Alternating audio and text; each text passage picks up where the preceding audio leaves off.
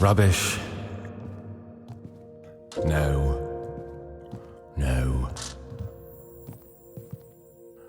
More rubbish. Lydia.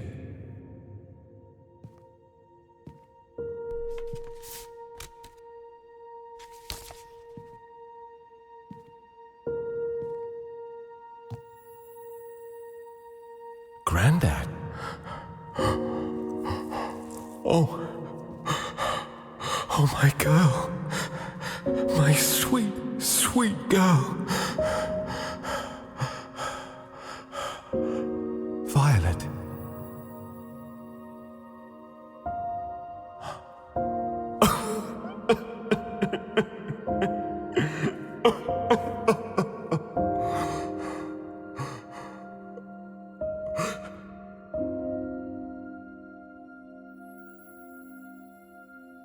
No. There's still time.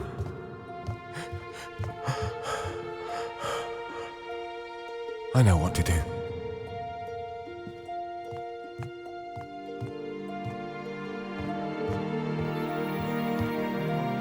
Where are you? Where?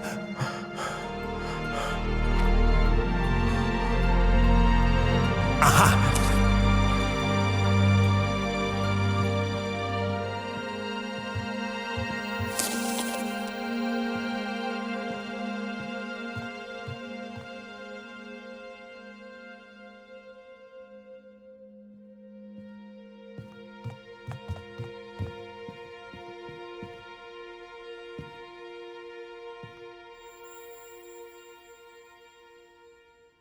All right, let's finish this.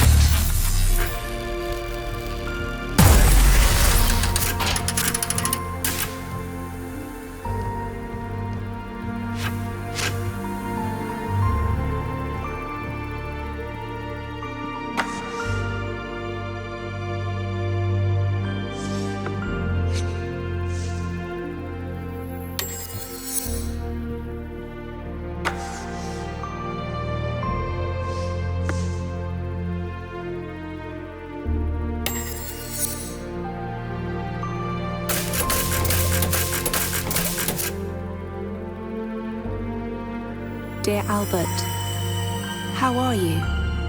I hope you have been looking after yourself. It has been well over a year since I last wrote, and I apologize for that. Things have been very busy here.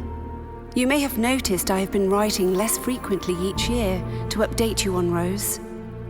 Frankly, as you never seem to write back, I suppose some part of me decided you probably do not care to know. It is not my fault things went the way they did. All I have been trying to do is protect your family, something I promised Helen I would do, even if it meant protecting it from itself. Whatever happened in the past, though, and whatever your reasons for not writing back, I have to believe that you still care deeply for Rose. So, as difficult as you make it for me, I will continue sending you her news, especially when it is news like this. You are a grandfather, Albert. Do you remember Henry Cobb, the young lawyer who works for Ernest? That I mentioned in my last letter that he and his family were going to join us at Rose's big recital last year. Well, Henry asked for Rose's hand in marriage that night. They disclosed to us that they have had feelings for each other for a couple of years, but they kept it a secret due to Henry's position at Ernest's firm. Their daughter, Violet, your granddaughter, was born 2 weeks ago. I have enclosed a photograph of her for you. Life goes on, Albert. If there is anything this sweet little creature has taught me, it is that. Maybe she can help you to move on too. Yours, Lydia. P.S. Please, when you're ready, send the photograph back to Ernest's office address, as Rose might ask after it. She does not know I have sent you it, as when I asked if I could, she said no.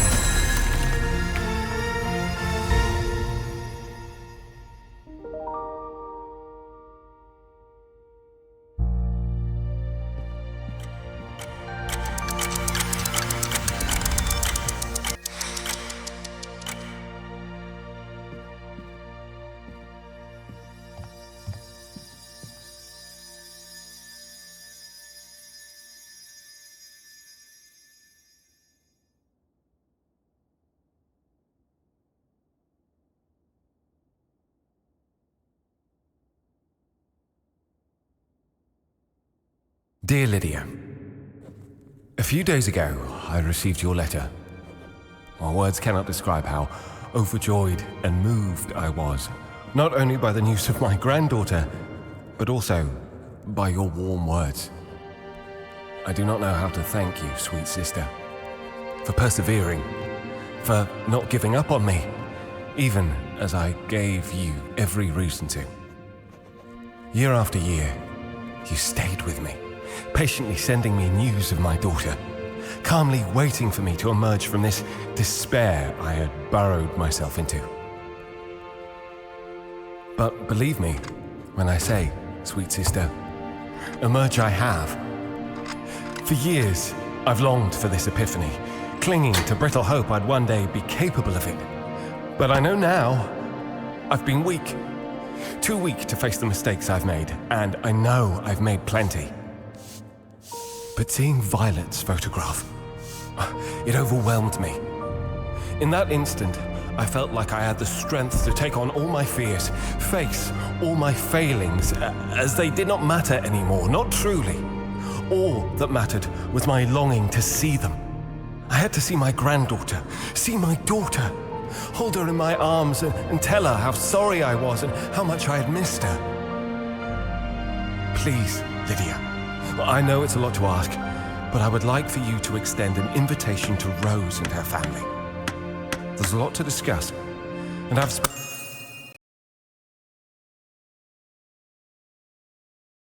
the last few days making the appropriate preparations. I even have a big surprise for Violet and Rose, which I'm certain she'd be thrilled to see. I hope I can meet my son-in-law as well.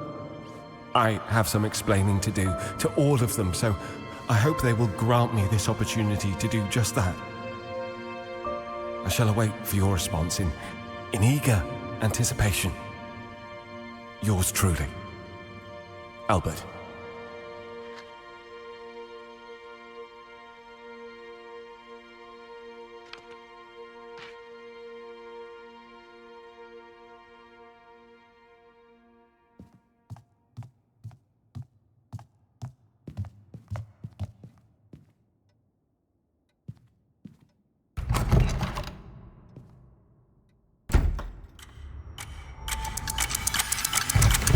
It's so wonderful to see you, Lydia. Let's take this slowly, Albert. It's been a long time. Oh, yes. Yes, of course. How is Rose? She is well, as is Violet. I told her that I had been in contact with you. And? Albert, you must remember that a lot of time has passed. She has been out of your life for years. You kept her out of your life. You might open the door to let her back in, but she is the one who must choose to walk through it. Yes, of course. But surely she will want to see me soon. She knows I'm a changed man now. You will have to be patient, Albert. Violet doesn't know you. Henry doesn't know you, nor does his family. Rose worries about this. Rose worries about many things. Motherhood is new to her. She wants to get things right. Of course, I understand. Patience.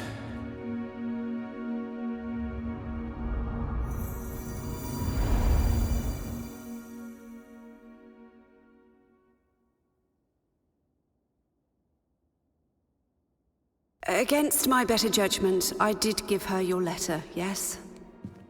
Well, surely that helped. Well, she spent all night locked in the bathroom, sobbing. I hoped that she would feel better in the morning. Well, she looked composed again, so I asked her if she was ready to see you now. Do you know what she said? Not now, not ever. But well, I explained in the letter. Well, losing Helen devastated me. It changed me. I didn't want Rose seeing me like that. Well, I know now that that was a mistake, that I needed to hold her hand to find the way out of the darkness, just as she needed to hold mine. Yes. I did read the letter, Albert. It was a good enough apology you elucidated. But it's not about you anymore, is it?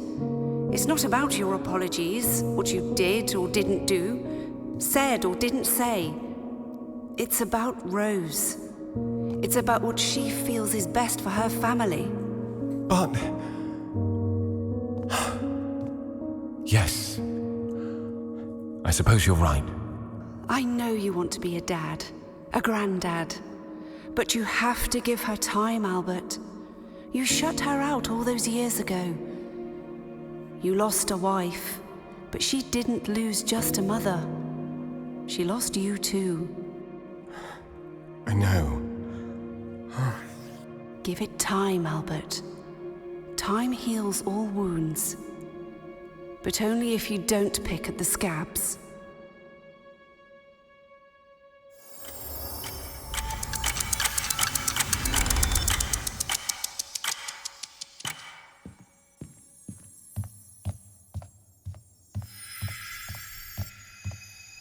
Dear Lydia, you say Rose will come around sooner or later and that I should give her time. But how much time? I've missed Violet's first birthday already, and will I have to miss her second one also? I'm not a young man anymore, Lydia. You ask for time, but I fear time is something I'm running out of. I did not want to tell you this, as I did not want to alarm you, but I visited Dr. Knowles recently to get a pain in my chest checked. And he said something is wrong with my lungs, probably to do with the fumes from my machines in the workshop. But anyway, what I am saying is, time has never been on the side of this family. You will understand then why I feel I should take matters into my own hands at this point and come and see Rose as soon as possible.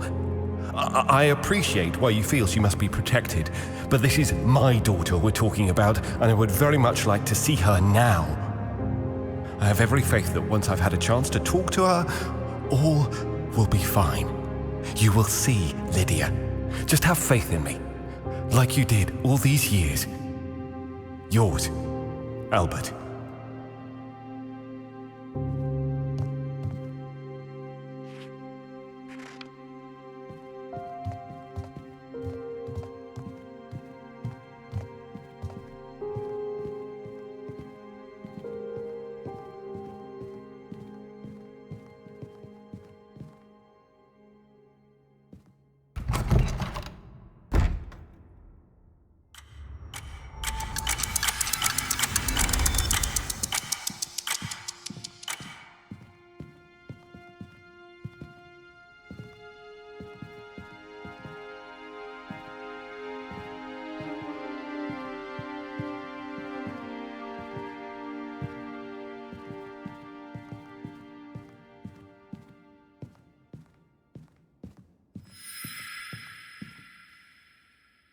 Dear Albert, I know this is extremely hard for you, but trust me when I say any other way would be much worse for everyone.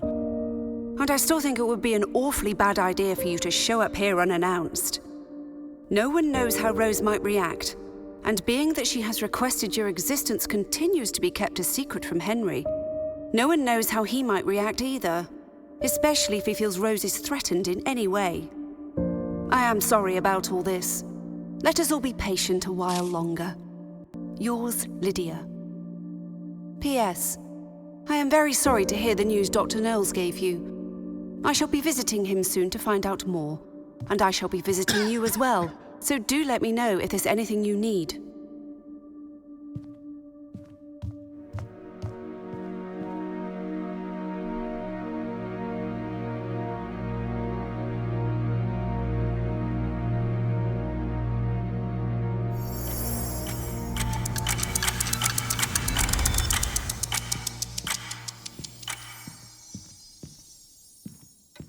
Dear Lydia, how convenient that Rose and her family would be traveling to the sea on the day that I pay you a visit. What I am still trying to piece together is how you even knew when I'd be visiting.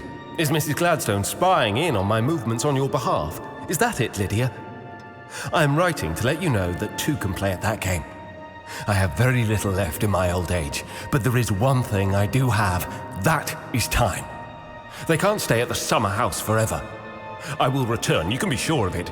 I will return and I will wait. Dear Lydia, if Ernest wants to escort me away from the premises, he should have the decency to do it himself rather than send your groundskeeper to do it for him. And don't think I didn't see you rushing Rose away from the window. What exactly is going on here, Lydia? I thought you were on my side, but I am starting to believe that this is not the case. Dear Rosie, this is your father. You may be surprised to be receiving this letter. You may find it hard to believe it's genuine. Or maybe you already know I've been desperately trying to reach you. I'm really not sure what to think anymore. But either way, the fact of the matter is that I am desperately trying to reach you. Dear Lydia, I am sorry I lost my temper and fabricated those ridiculous allegations. You are right. They were ridiculous, and I am not sure what got in me. Dear Henry, you don't know me, but you will probably be very surprised to learn that for the past 3 years, you've been married to my daughter. Dear Ernest, you can't keep doing this. Do you think you are the only lawyer in town? You know who I am, you know who I've been, and you know the reach of my previous employers' network. Dear Violet, the fact I haven't contacted this is your grandpa. I make toys. I would love to show you some of the toys I've made one day. I made many toys for many little boys and many little girls, but my favorite little girl to make toys for was your mum. When she was little, I made lots of lovely toys just for her. Please, why won't you let me see them? Just let me talk to her for a few moments, and then I will disappear again if that's what you want.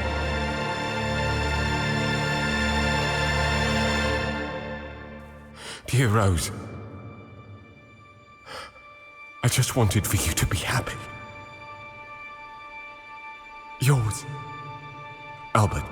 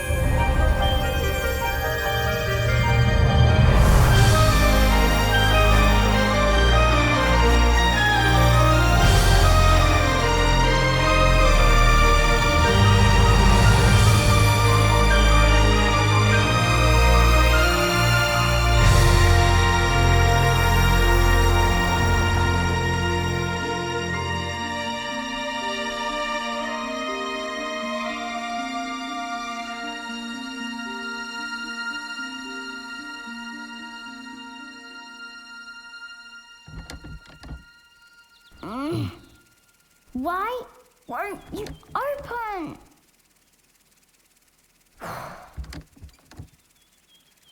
Oh. Maybe if I turn it this way.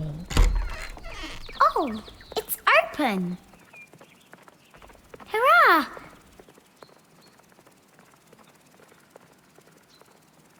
Was it open this whole time?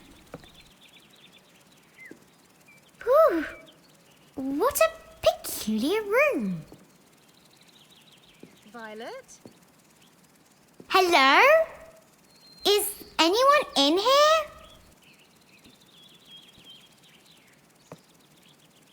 Ooh, so many beautiful things.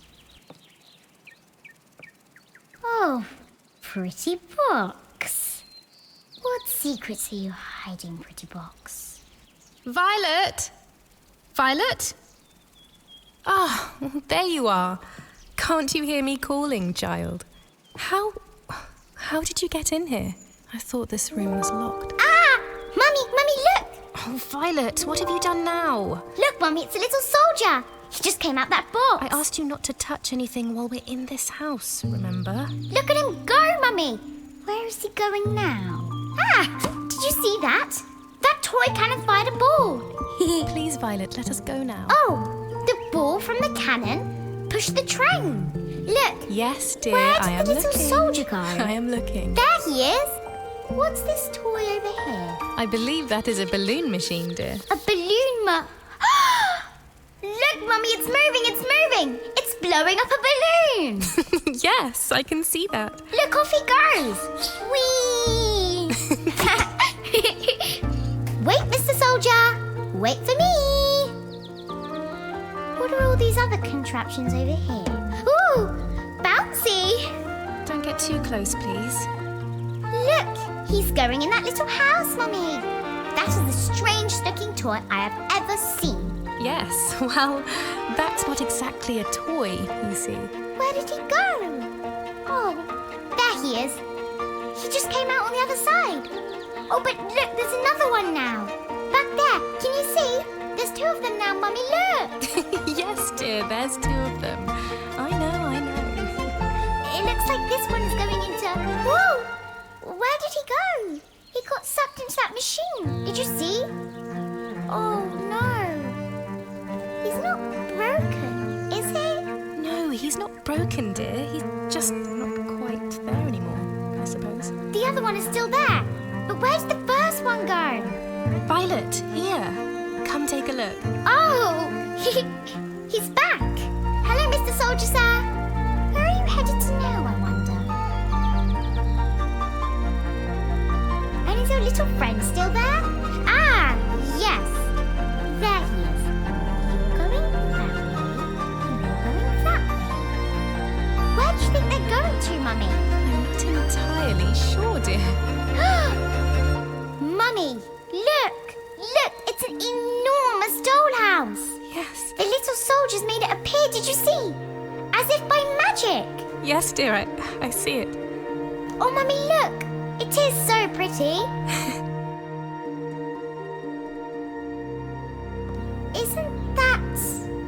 Isn't that the house we're in? It is, isn't it, Mummy? Look, the big white door with the pretty colours. And look, you can see the rooms too, through the windows. That's the room upstairs with a big piano. You can even see the room we're in, Mummy. It's the same house, isn't it? Isn't it, Mummy? Mummy? Are you crying?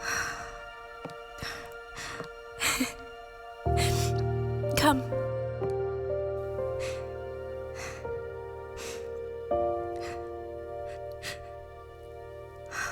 I love you so much. You know that. Sit. I think it's time I told you a story. A story? Like a fairy tale? I suppose. Only this one is actually real. It's a story about the man who built that dollhouse. It's a story about your grandfather.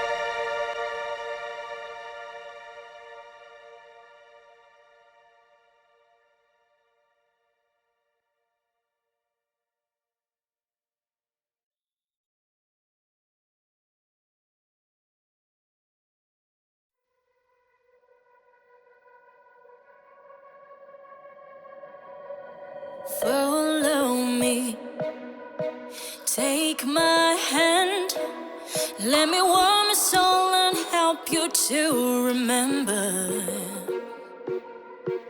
Come with me, I'll help you understand. All I need to let you away is one small ember.